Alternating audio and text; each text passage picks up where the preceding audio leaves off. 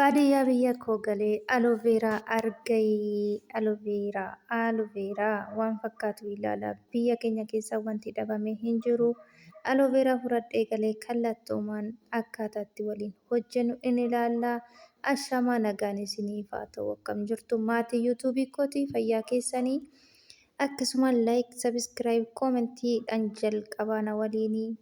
Egaa guyyaa har'aa aloveeraan maal akka fakkaatu akkamitti akka dibannu faayidaa isaatiilleen akkasuma isiniif nan ibsa. Viidiyoo gabaabaadha waan ta'eef na ilaaltan malee bira hin darbinaa. Laayikii tuqaa sabiskiraayibiidhaan bira hin darbinaa maatiinaaf ta'aadha.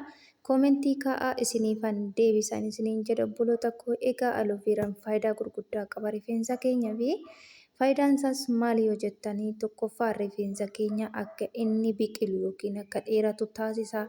Lammaffaa rifeensi keenya akka lallaafuu fi bifa bareedaa akka horatu taasisa.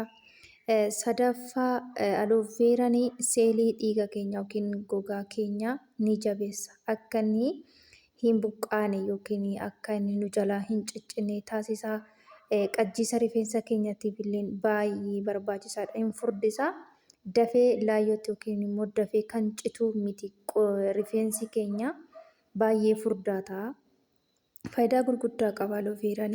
Akkasuma rifeensi nu hoksisuu kan nu jalaa mammadaa'u rifeensa mammadaa'u kan inni nyaatu qodaan rifeensa keenyaatiif baay'ee barbaachisaadha. Kanaaf itti fayyadama isaa immoo ana waliin ilaalaa faayidaan isaa isinitti himaan jira waan ta'eef akkaataan itti fayyadamnu akkaataa kanaadha waan ta'eef rifeensi keenya akka hin buqqaane akka hin caccabne bifa bareedaa fi lallaafaa akka qabaatu taasisa. Qodaan keenya yookiin immoo rifeensi keenya inni keessaa inni qodaa keenya keessa jiru akka jabaatu taasisa. Kanaaf kallattiidhaan dibannee waliin ilaalla waan ta'eef viidiyoo kanaaf ilaalaa gabaabsiin hojjedhe waan ta'eef neetworkiitu na rakkisaa jira sababii saniifan dafee hin dhufne laayik sabiskiraayib gochuun na jajjabeessa. Egaa kun akka ittiin dibachaa jira. Qodaa isaa keessa isaa sirriitti dibaadha. Keessa isaa amma fudhatutti dibaa warri aloveeraa qabdanii. Fireen tokkoyyuu isin ga'a. Ani waan baay'ee argee waan fide waan ta'eef fireen tokko yookiin immoo mukti tokkichi isaayyuu isin ga'a. Kanaaf jabaadhaa rifeensa keessan kunuunsaa hin dagatinaadha.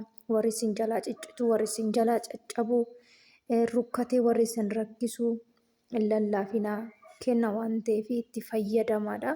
Baay'ee barbaachisaadha. Rifeensa koo keessatti karaa tokkoon guddisee kanan jedhu rifeensa koo kallattiidhaan aloveeraan fayyada yeroo hundumaa aloveeraan fayyadama na ilaalaa jirtu warri taatanii. Kanaaf itti fayyadamaadha. Jabaadhaa na waliin chaalenjii keessan adda hin kutinaa jabaadhaa. Kun akkaataa kanaan dibee bareechisee jira. Kana daftaniitis dhiqachuu baattan yoo isin irra bubbuleeyyuu rakkoo tokkoyyuu hin qabu. Deebistanii qibaatiitti gochuu ni dandeessan yeroo goggoge.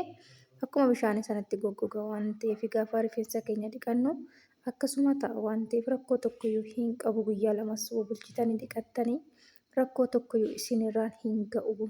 Sa'aatii meeqa yookiin daqiiqaa meeqatti dhiqanna warri jettanii rakkoo tokkoyyuu hin qabu. Isin qilleensa kennaafi malee qilleensa kennaafidha rifeensa keessaniif.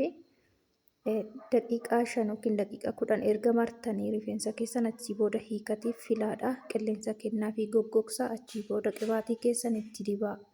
Rakkoo tokkoyyuu hin qabu. Fooliin isaayyuu irraa hin bada. Qilleensaan keessaa bada. Kanaaf jabaadhaa. Fayyadamaa anaaf illee laayik koomentii sabiskiraayib gochuu hin dagatinaa.